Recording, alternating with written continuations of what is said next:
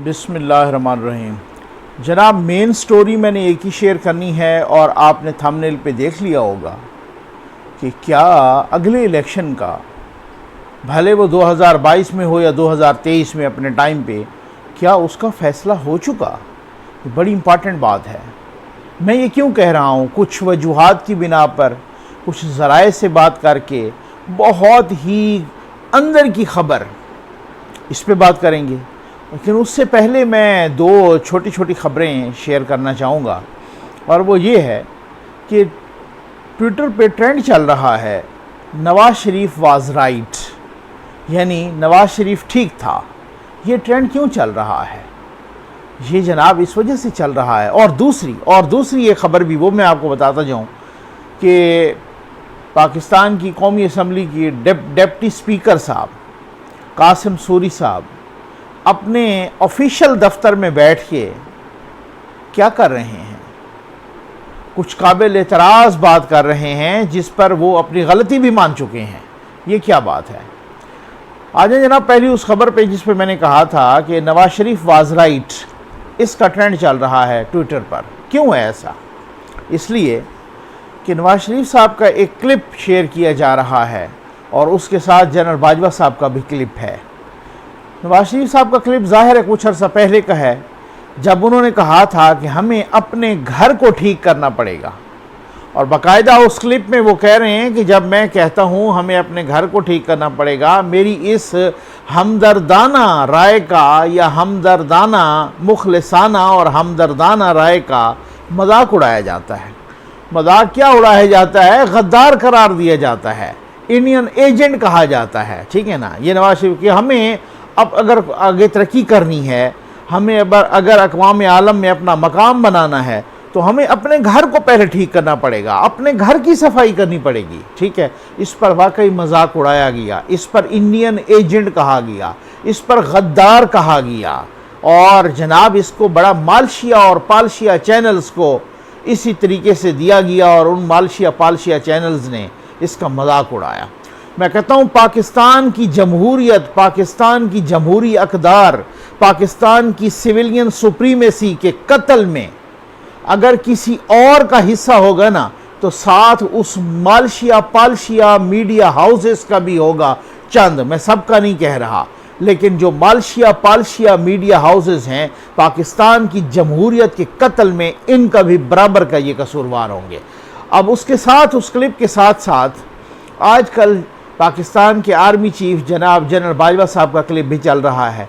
वो क्लिप अंग्रेज़ी में है और वो भी सेम यही कह रहे हैं कि अब अगर हमने अक़वाम आलम में मकाम बनाना है, दुनिया में अपना मकाम बनाना है, तो हमें अपने घर को ठीक करना होगा।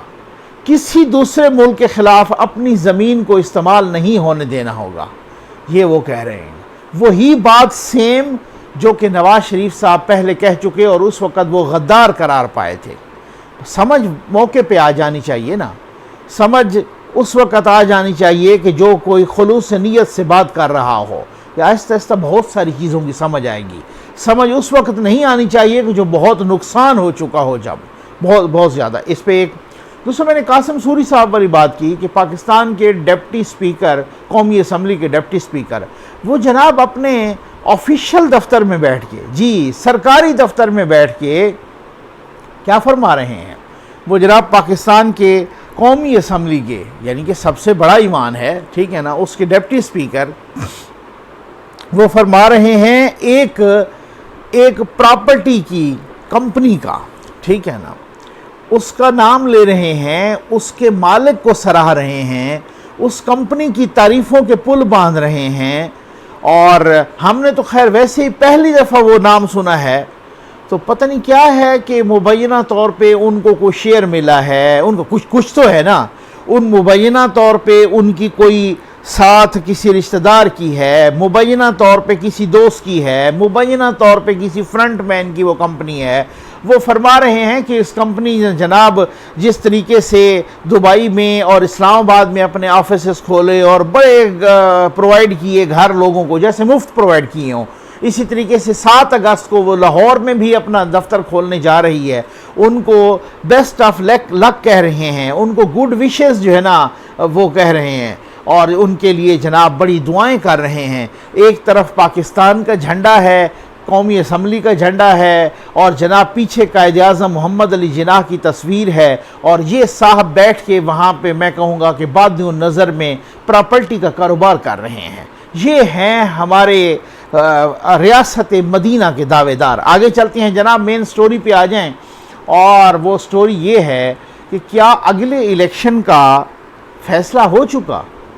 ये मैं क्यों कह रहा हूँ, मैंने बहुत सारे लोगों से बात भी की है। इसकी मैं ज़रा आपको शुरुआत बता दूं, और वो शुरुआत यही है कि तलत हुसैन साहब ज़ाहिर है बहुत ही मंझे हुए सहाफ़ी, बहुत ही ज़बरदस्त सहाफ़ी, और मतलब एक कोहना मश्क सहाफ़ी। उनका कल एक ट्वीट आया, और उस ट्वीट में तलत हुसैन साहब ने लिखा कि फ़ैसला ये हुआ है कि इस मरतबा इलेक्शन में काम 2018 वाला ही करना है, मगर इल्ज़ाम से भी बचना है, इसलिए मशीन नागुज़ीर है। ये इलेक्ट्रॉनिक वोटिंग मशीन की बात कर रहे हैं। इसलिए मशीन नागुज़ीर है, जिससे मुकम्मल गैर जानिबदारी का तासुर भी कायम रहेगा और काम भी साइंसी अंदाज से हो जाएगा। इलेक्शन कमीशन को मनाने की भरपूर कोशिश जारी है। अच्छा, अब ये तलत साहब के ट्वीट का मैं और भी बहुत सारी बातें आपको बताता हूँ। कुछ मिजाज बता रहा है, जैसे वो कह रहे हैं कि फ़ैसला ये हुआ है। इसका मतलब ये, इसका एक तो पहली बात ये है कि ट्वीट का मिजाज बता रहा है कि ये ट्वीट सिर्फ उनका एनालिसिस नहीं है, बल्कि उनकी कुछ मालूमात भी हैं, और ये मालूमात गर्दिश कर रही हैं, हम भी देख रहे सुन रहे हैं। ये ट्विन सिटीज़ में भी, शहर इक़्तिदार में भी, ये आप इसको अफवाहें कह लें, इसको ख़बर कह लें, इसको मालूमात कह लें, कुछ भी कह लें, ये गर्दिश कर रहा है। ठीक हो गया। अच्छा, इस तरह से उनके ये तलत साहब के ट्वीट का मिजाज भी यही बता रहा है कि फ़ैसला ये हुआ है। इसका मतलब ये, अब आप सितम ज़रीफ़ी ज़रा देख लें कि पाकिस्तान के मुस्तक़बिल के फ़ैसले चंद हाथों में आ गए हैं। पाकिस्तान के मुस्तक़बिल के फैसले, मतलब ये मुस्तक़बिल से खेला जा रहा है। मुझे एक शेर याद आ गया है वो शायर का, वो जिस तरह से उसने कहा ना कि भाई पहले उसने मुस कहा, फिर तक कहा, फिर बिल कहा। पहले उसने मुस कहा, फिर तक कहा, फिर बिल कहा। इस तरह जालिम ने मुस्तकबिल के टुकड़े कर दिए। ये वो पाकिस्तान के मुस्तकबिल के टुकड़े करने वाले लोग हैं जो कि इस तरीके के फैसले कर रहे हैं। अगर दुनिया सुने तो वो क्या इसका तासुर लेगी हमारे बारे में कि इलेक्शन 2022 या 2023 में होना है, और जनाब ये अभी से बैठ के वो पाकिस्तान के मुस्तकबिल के, इसका मतलब ये हुआ कि जो वोट डाले जाएं उसके मुताबिक नहीं, बल्कि जो वोट मरोड़े जाएं उसके मुताबिक। ठीक है ना। तो फैसला ये हुआ है कि इस मरतबा इलेक्शन में भी काम वही उतारना है 2018 वाला, लेकिन इल्ज़ाम से भी बचना है।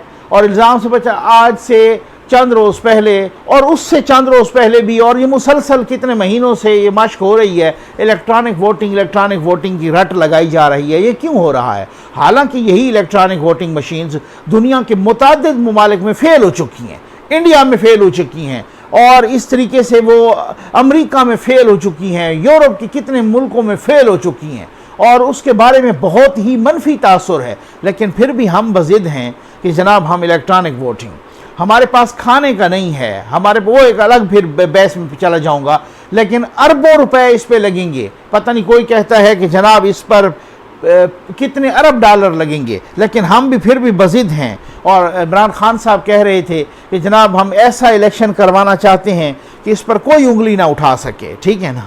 अच्छा, इसमें मैंने कुछ बहुत ज़राए से इस तरह से मुझे पता चला कि जनाब को ऐसा सेटअप हो रहा है कि कुछ लोग तो यही खबरें और अफवाहें और ये सारा कुछ ना कि 2023 में भी वही सिलसिला रिपीट किया जा रहा है, लेकिन कुछ पता चला है कि जनाब इस तरह का सेटअप के सिंध जो है ना उसी तरीके से पीपल्स पार्टी के पास हो, खैबर पख्तूनख्वा मौलाना साहब और ANP के पास हो, पंजाब नून के पास आ जाए लेकिन शहबाज शरीफ साहब उसके हेड हों। ठीक हो गया ना। वज़ीर आला हों, उनके बेटे हों, कोई भी है, समझ आ गए ना। जो मफाहमती ग्रुप है, मैं तो खैर मफाहमती को उस पर बिलीव नहीं करता। मैं कहता हूँ जो मालशिया पालशिया ग्रुप है वहाँ भी उनको दिया जाए। बलूचिस्तान में वैसे भी आपको मालूम है वो हर नमूना होता है, ठीक हो गया। बलूचिस्तान से मुझे खैर जल्दी ये भी याद आ गया, कल 2 लोग पीपल्स पार्टी में शामिल हुए। किसी का किसी जमात में शामिल होना वैसे ही हक होता है, उनका अपना कानूनी आईनी वो इसमें कोई नहीं है, लेकिन उनको लोग लोटे तो कहते हैं ज़रूर। एक अब्दुल कादिर बलोच साहब और एक सनाउल्लाह ज़हरी साहब। और मुझे मेरे कल एक बयान में पढ़ रहा था उनका, सनाउल्लाह ज़हरी साहब का, उनका सुन रहा था कि नवाज़ शरीफ की फितरत में वफ़ा नहीं है। माशाअल्लाह, जैसे आपकी फितरत में बहुत वफ़ा हो। आपको जानता कौन था, आपको पहचानता कौन था कि आपको जब नवाज़ शरीफ साहब ने वज़ीर आला बनवाया। और अगर जो बिलावल साहब को भी ये समझ लेना चाहिए कि जो पिछली पार्टी और उनके रहनुमा और उनके लीडर को ये कह रहा है, कल मेरा ख्याल है आपकी तीनत पे भी और आपकी फितरत पे भी इसी तरह से उसने उंगलियां उठानी हैं। और माशाल्लाह ये बंदे का वकार और किरदार अपना होता है कि जिस थाली में खाओ उसी में गंद करो। खैर उस पर आ जाएं, आगे बहुत सारी काम की बातें हैं भाई। तो ये वाला सेटअप जो है ना इस तरीके से। और एक तलत साहब ने जो आखिरी बात लिखी ना कि इलेक्शन कमीशन को मनाने की भरपूर कोशिश जारी है। अब ये कौन मना रहा है? अब इस फैसले में क्या कंट्रोल टावर शामिल है या अब ये खुद अपना हुकूमत का फैसला है? लेकिन लग यही रहा है कि फैसला ये हुआ है, इस ट्वीट का मिजाज ये बता रहा है कि ये इसका मतलब ये है कि कुछ कंट्रोल टावर भी शामिल है।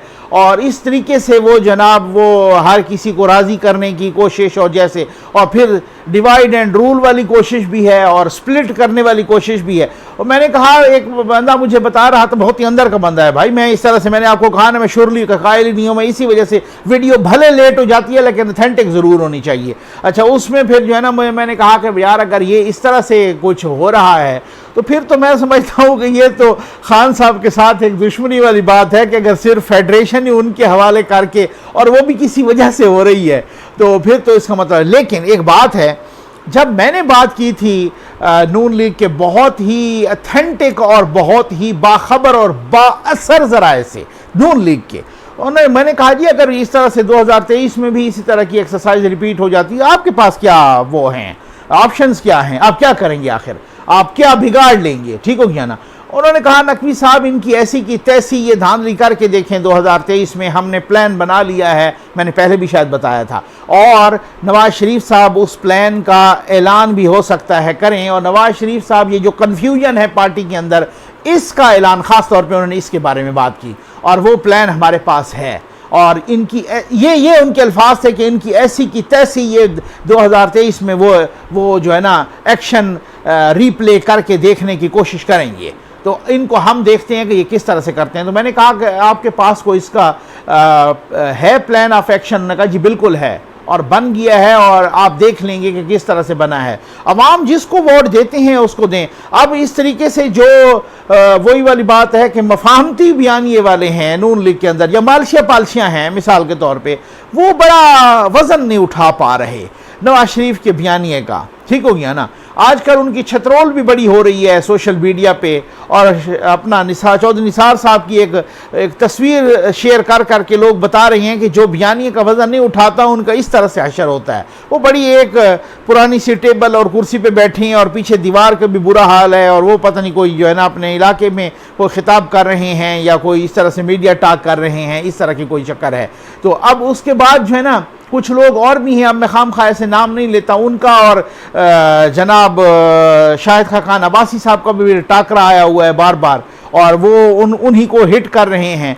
और अब्बासी साहब भी कह रहे हैं कि कन्फ्यूजन कौन सी है, अगर किसी को कन्फ्यूजन है तो मुझसे बात करे कि नवाज शरीफ के बयानिए कि क्या कन्फ्यूजन है। मतलब मैं हैरान भी हूँ, और मैं इस हवाले से मैंने नून लीग की बहुत सारे रहनुमाओं से भी बात की और उनको कहा कि मैंने कहा भाई आपका जो रेडी वाला भी वोटर सपोर्टर है ना, उनसे भी हम बात करते हैं, उनको भी कोई कन्फ्यूजन नहीं है नवाज शरीफ के और मरियम नवाज के बयानिए पे, और आपके बहुत बड़े बड़ों को कन्फ्यूजन है। उन्होंने कहा ये कन्फ्यूजन उनकी नीयत की कन्फ्यूजन है असल में। तो वो बयानिया जो है ना, मतलब वो जो मज़ाहमती वाले बयानी, वो कहते हैं क्या मज़ाहमती है, हमारा उसूली बयानिया है और हमारा उसूली यही मौक़िफ़ है। और वो उनका आप उनको कहा गया कि जनाब 2023 में भी ये हो जाए, उन्होंने वाज़े कहा कि इंशाअल्लाह 2023 में ऐसा नहीं होगा, और अगर 2023 में नहीं 23 साल भी ऐसे लग जाए ना, बयानिया वही चलेगा जो नवाज शरीफ का होगा।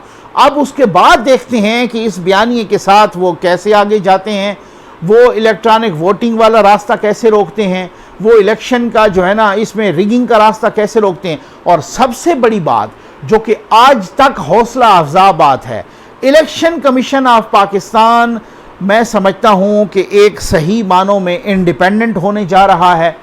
उसको इंडिपेंडेंट किया नहीं गया, बल्कि उनका जो इलेक्शन कमीशन ऑफ पाकिस्तान का जो हेड है, उनके बारे में उनकी जो रेपुटेशन हम सुन रहे हैं और जो देख रहे हैं, और उनके माजी के कुछ इस सिलसिले में जो ख़ास तौर पे अमली इक़दामात हैं और जो अमली फ़ैसले हैं, वो बहुत ही हौसला अफजा हैं। अगर ऐसे मैं समझता हूँ कि इंडिविजुअल्स भी अपना आईनी और कानूनी और इस तरीके से रोल समझ पाएँ और उस पर अमल करने की कोशिश करें, वो एक इंडिविजुअल भी यकीन करें कि पूरे इदारे को संवार सकता है। लेकिन इसके लिए अवाम को उनका साथ देना होगा, इसके लिए सियासी जमातों को और ख़ास तौर पर वो अपोजिशन जो धांधली से बचना चाहती है, उनको उनके शाना बशाना खड़ा होगा ताकि उनको कोई प्रेशराइज न कर सके। और ख़ास तौर पे अवाम को, और ख़ास तौर पे वो मीडिया, सोशल मीडिया तो खैर वैसे ही खड़ा हो जाता है, वो मीडिया जो कि मालशिया पालशिया नहीं है, उनको चाहिए कि ऐसे लोगों को एनकरेज करे। मैं कहता हूँ किसी को सपोर्ट ना करें, किसी की तरफ उनका इंक्लिनेशन ना हो, उनका इंक्लिनेशन सिर्फ अपने आईनी और कानूनी किरदार की तरफ होने चाहिए, और ऐसे लोगों को सलाम होना चाहिए। उम्मीद है आपको वीडियो पसंद आई होगी। आपका बहुत बहुत शुक्रिया।